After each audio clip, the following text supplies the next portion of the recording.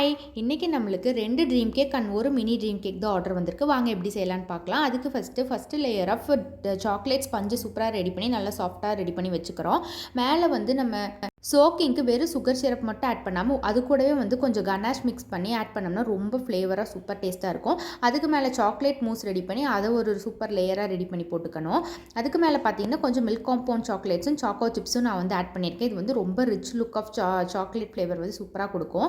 அதுக்கு மேலே பார்த்தீங்கன்னா நம்ம கனாஷ் டார்க் சாக்லேட் கனாஷ் வந்து நல்லா தாராளமாக ஊற்றி சூப்பராக வந்து ஸ்ப்ரெட் பண்ணி விட்டுக்கலாம்.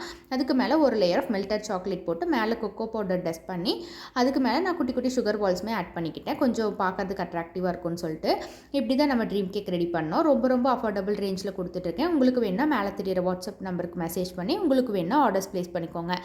இதில் எக்ஸ்ட்ரா இருந்த ஸ்பஞ்ச் அண்ட் மூஸ் கொஞ்சம் சாக்லேட்டும் இருந்தது. அதெல்லாம் வச்சு என் குட்டி பையனுக்கு அழகாக குட்டியாக ஒரு கப் கேக் மாதிரி ரெடி பண்ணி கொடுத்துட்டேன். பாய்.